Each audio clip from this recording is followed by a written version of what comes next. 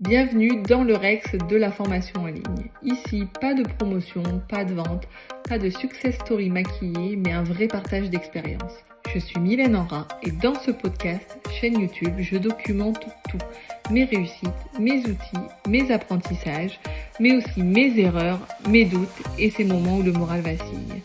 Alors si tu veux suivre mon parcours entrepreneurial sans filtre et voir l'envers du décor de la création d'une formation en ligne, tu es au bon endroit.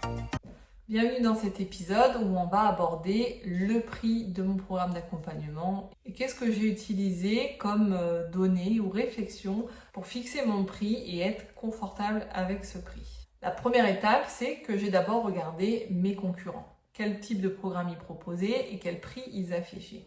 Très vite, j'ai constaté qu'on proposait grosso modo le même type d'accompagnement avec des modules relativement similaires mais chacun sa petite spécificité.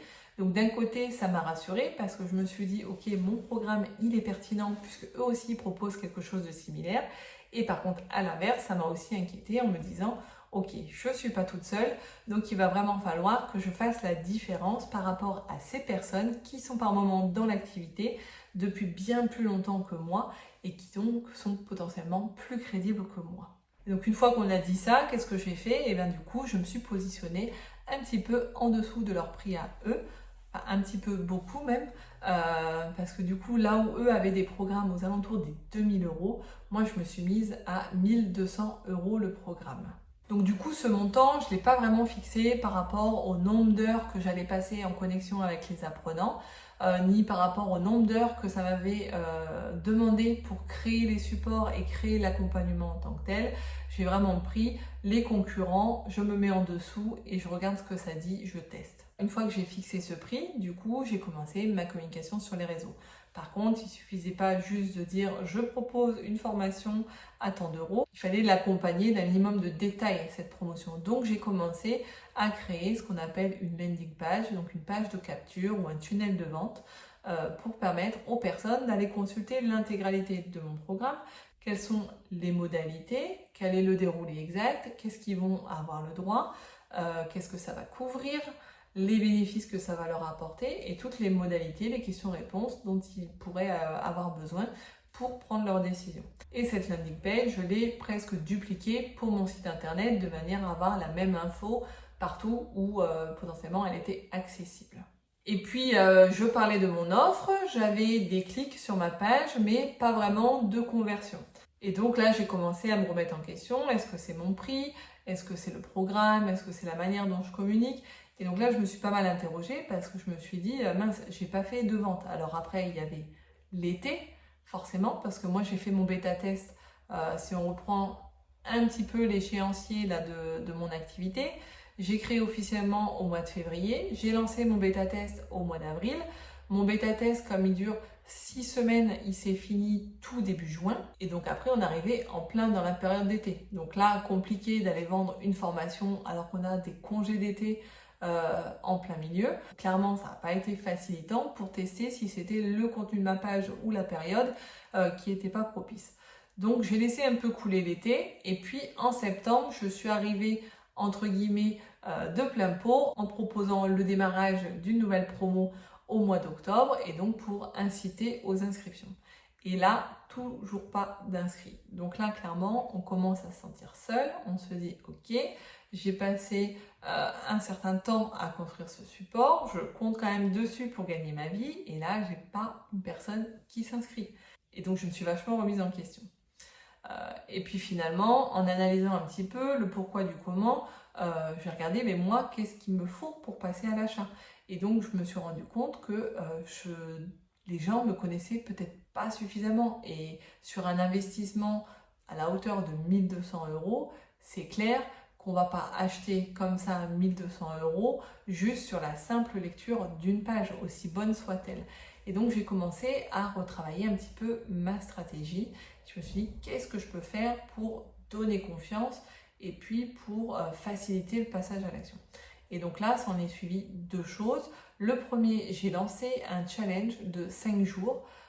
5 jours, 5 vidéos pour gagner en confiance en soi en tant que manager, avec à chaque fois, chaque jour, une petite vidéo aux alentours de 7 minutes et puis un challenge, passage à l'action derrière pour identifier pourquoi on ne le fait pas aujourd'hui et puis gagner progressivement confiance en soi tout au long de la semaine. Donc ce challenge, il y a eu 12 participants, dont une personne qui s'est transformée en client derrière.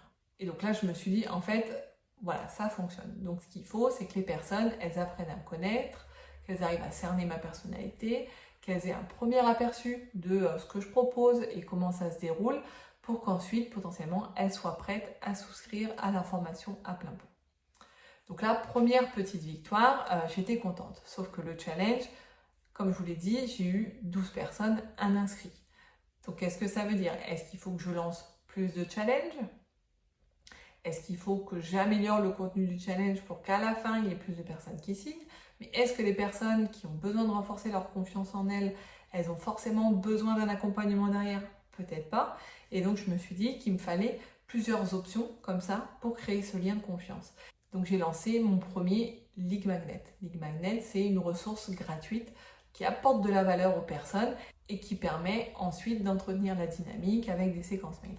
Et donc là, j'ai créé un outil qui me caractérise bien, qui reflète bien mon parcours d'ancienne industrielle, la méthode et la structuration des compétences managériales. Et donc, j'ai lancé une matrice d'évaluation des compétences managériales qui reprend 30 critères clés du rôle de manager et comment je peux m'auto-évaluer face à ces critères avec différentes notations possibles, ce qui me permet à la fin de mettre en évidence les axes que j'ai à travailler et ceux dans lesquels je suis fort et donc qui me réconfortent ou non dans mes compétences managériales et potentiellement qui vont me faire creuser des sujets derrière.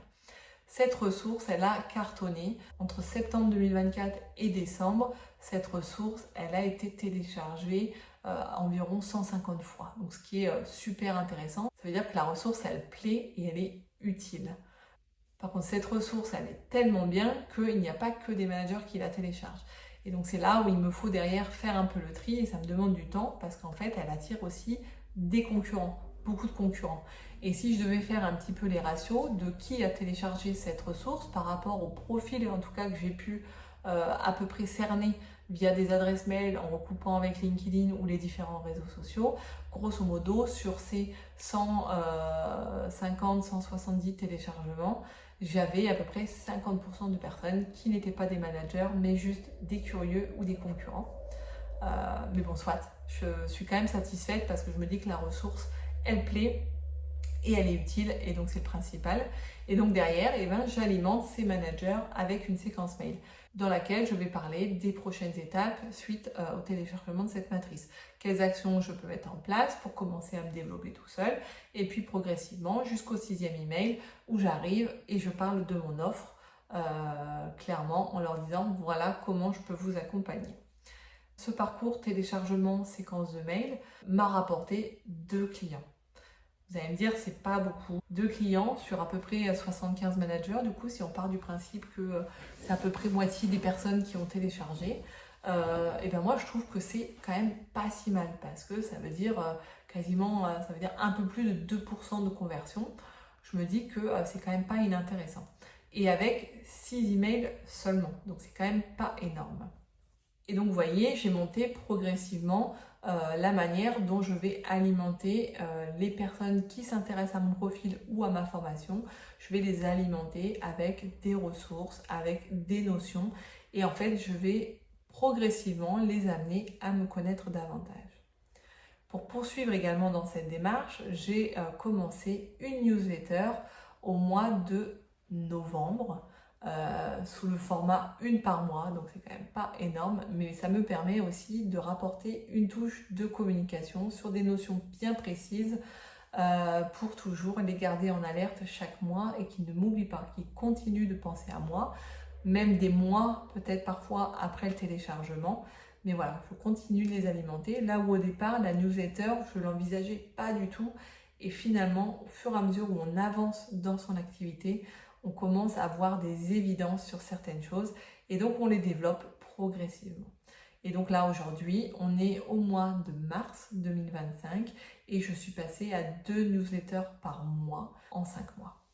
Du coup, si je continue également dans cette partie acquisition d'adresse mail et création de liens de confiance, j'ai également pris la décision de lancer davantage d'événements en live, que ce soit des masterclass, des ateliers, voilà, des sujets qui vont permettre à des personnes de venir participer à une séance de travail ou juste d'information ou de formation. Et ça va leur permettre aussi d'apprendre à me connaître. Ça demande du temps, mais en contrepartie, on récupère encore une fois des adresses mail qu'on peut utiliser a posteriori pour entretenir la dynamique. Et donc là, à ce stade, on est du coup au mois de mars. J'ai lancé officiellement l'acquisition des adresses mail au mois de septembre. Et donc là, je suis à 258, je crois, 258 adresses mail collectées. Donc, du coup, à peu près 7 mois. Donc, je suis plutôt très contente de ce résultat parce que ce sont des personnes qui continuent de me lire aujourd'hui. Quand je regarde les taux d'ouverture et le taux de clic à l'intérieur de mes emails, eh ben, c'est plutôt intéressant. Sur ces 250 personnes que j'alimente chaque mois, j'ai à peu près 60% de taux d'ouverture et à peu près une dizaine de pourcents de taux de clic en fonction de ce que je mets à l'intérieur des mails. Donc ça veut dire que sur ces 250 personnes, j'ai à peu près 60%, ça va faire à peu près 150 personnes qui continuent d'être intéressées par ce que je leur envoie par email. Donc je me dis à un moment donné, c'est pareil, on va finir peut-être par les convertir. Et donc si on reste sur 2-3% de conversion, et bien potentiellement là j'ai 4-5 clients qui dorment et qui à un moment donné vont appuyer sur le bouton OK, je souscris au programme à 1 200 € et j'y vais, je passe un cap dans mon management. Donc voilà, je vous ai livré un petit peu là tout mon process. Ça prend du temps.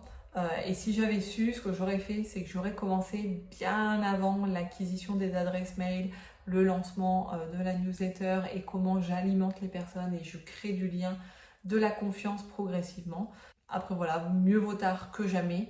Je vois les chiffres qui sont en évolution et du bon côté, donc ça me pousse à continuer comme ça.